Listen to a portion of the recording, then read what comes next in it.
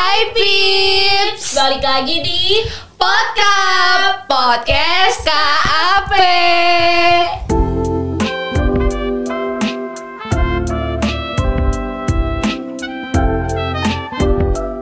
Oke, jadi hari ini kita mau ngobrol-ngobrol sedikit lah ya tentang apa nih, Mai? Tentang ada yang asik banget, itu kita biasanya ngomongin orang. Apalagi di dalam sebuah organisasi. Kan organisasi itu kan anggotanya banyak banget bener. gitu ya. Pasti ada lah yang gak akur-akur gitu. Apalagi orangnya jadinya beragam. Iya bener, banyak kepala yang harus disatuin gak Iya, sih? bener. Gue ada cerita. Gimana? Jadi, gue tuh kan dulu anggota OSIS aktif kan. Nah, di OSIS itu ada 2 orang, cewek, dua-duanya A sama B. Mereka ini sebenarnya temenan deket banget. Nah, tapi dua-duanya ini tuh gue nggak tahu kenapa, pokoknya mereka tiba-tiba berantem. Nah, yang si A ini Tapi itu pas berantem kelihatan banget tuh kayak. kelihatan banget. Tadinya sebelumnya tuh kayak ke kantin, ke kamar mandi bareng gitu. Bener-bener deket banget. Sekelas. Iya, sekelas. Bener-bener yang kayak semuanya tuh kemana-mana tuh mereka selalu bareng. Kalau ada A berarti ada B. Tapi mereka tiba-tiba berantem, gue nggak tahu kenapa. Kayaknya sih masalah cowok ya. Umur-umur kita masalah cowok, say. Nah, waktu itu tuh jadi pas mereka konflik ini, pendekatan mereka berdua tuh beda banget. Tapi menurut gue sih sama-sama nggak bagus ya untuk menyelesaikan konflik itu sendiri. Nah, yang A ini, si A, dia nih lebih milih untuk ngumbar masalah pribadinya si B.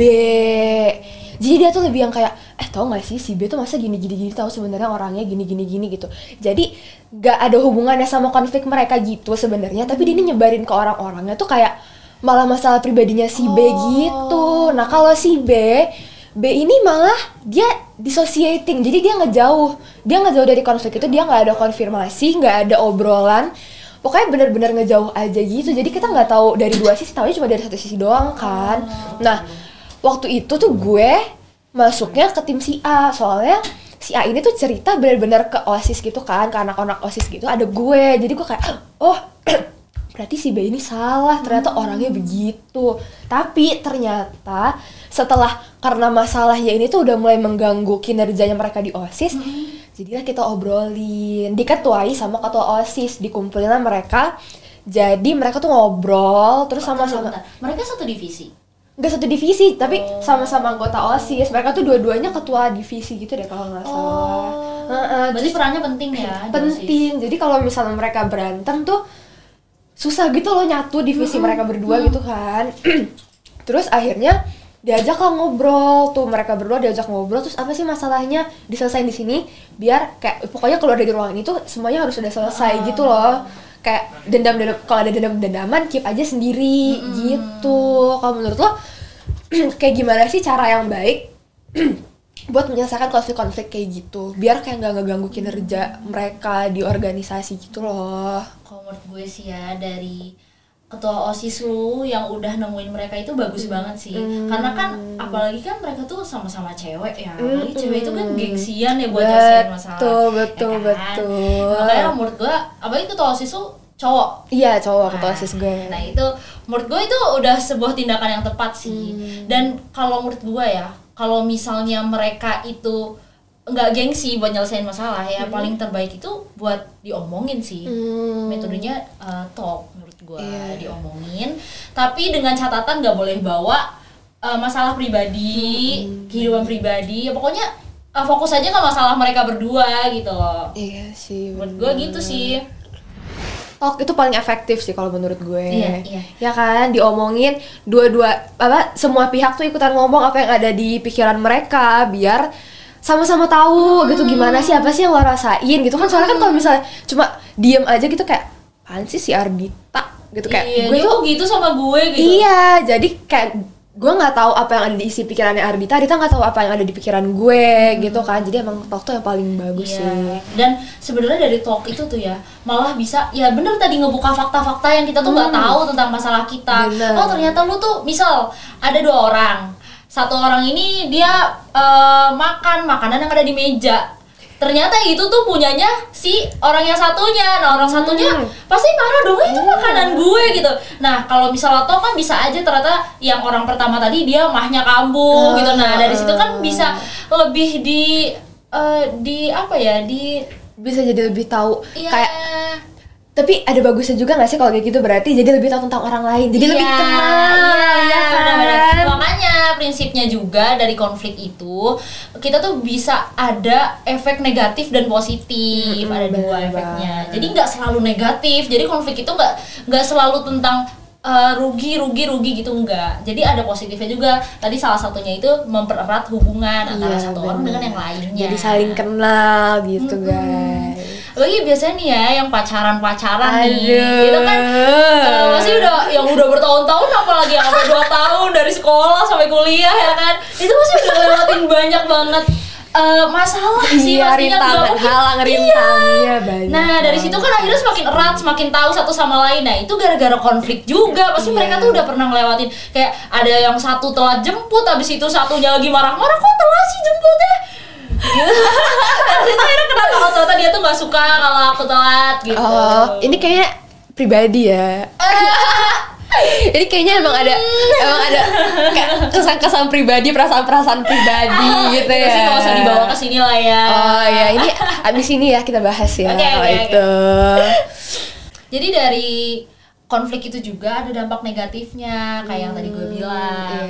Nah, dampak negatifnya apa sih? Kan ada masalah yang emang nggak bisa diselesain ya. Nah itu tuh pertama bikin canggung. Nah itu salah satu dampak negatifnya tuh, canggung ya kan. Kayak lu ada masalah nih sama gue, tiba-tiba ya udah kita emang baikan tapi nggak selesai gitu loh. Masalahnya nggak selesai.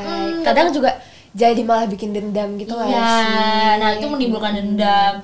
Jadi kalau positif ya semakin erat, kalau misalnya negatif ya malah semakin nggak bisa nyatu ya. Semakin nggak bisa. Semua itu sebenarnya tergantung sama cara nyelesainnya aja, sama bobot masalahnya juga sih sebenarnya. Kayak soalnya kita bisa berusaha buat ngebenerin konflik di antara orang-orang itu atau konflik antara kita sama orang lain, tapi belum tentu orang lainnya juga mau gitu. Karena untuk memperbaiki masalah konflik-konflik antar pribadi kayak gini, ini tuh nggak cukup cuma satu orang doang yang mau, harus dua-duanya mau memperbaiki, dua-duanya mau berubah, baru bakal terdapat suatu penyelesaian. Bener banget. Nah terus dari situ juga ya kita bisa ngambil pelajaran sih sebenarnya.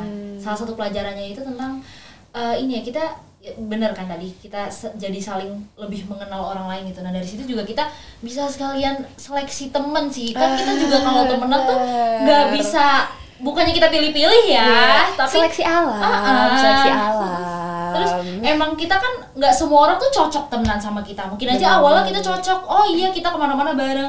Setelah ada konflik, oh ternyata dia itu nggak bisa loh toleransi kesalahan gue, padahal itu emang hal yang wajar buat gue. Nah dari situ kan akhirnya oh berarti emang nggak bisa nyatu. Dari situ bisa apa ya, diambil kesimpulan, oh ya udah deh berarti bukan cut off juga sih, tapi lebih ke ya udah nggak usah diakrabin lagi.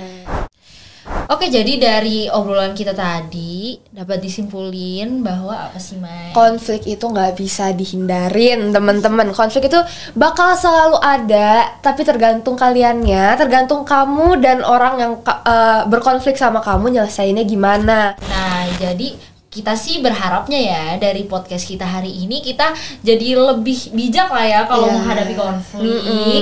Belajar, kita sama-sama belajar juga untuk manajemen konflik yang baik tuh gimana sih? Karena ini menurut gue jujur ya, ini tuh hal yang susah sih buat apalagi ini kan antara dua pihak atau lebih ya, itu susah banget. Banyak kepala. Terus abis itu manusia juga kan punya ego. Bener, ya kan? gengsi. Gue gak mau lah, enak aja gue ngalah sama dia. Mungkin itu ya, Mai. Dan lu ada yang mau ditambahin nggak? Kalau dari gue udah sih sebenarnya semua yang mau gue sampaikan udah kesampaian semuanya. Cuma sama kayak Rita tadi, kita berharap dari sini kalian belajar gimana cara manajemen konflik dengan lebih baik. Ngomongnya pelan-pelan aja, jangan pakai urat. Jangan ngegas. Ngomongnya ngegas. Aduh, gimana sih? Gitu ya guys ya. Ngertiin dari sudut pandang orang lain. Oke, jangan maunya menang sendiri aja. Karena yang punya perasaan bukan lu doang. Betul. No, tulis di bawah, oke? Yang punya perasaan bukan lo doang. Kayaknya segitu aja untuk podcast hari ini yang bisa kita omongin. Ya, makasih banyak buat teman-teman yang udah bersedia dengerin ocehan kita yang Iya. ya semoga sih berfaedah ya. Yapping. Semoga kita bisa ketemu lagi di lain waktu. Bye bye. Thank you guys.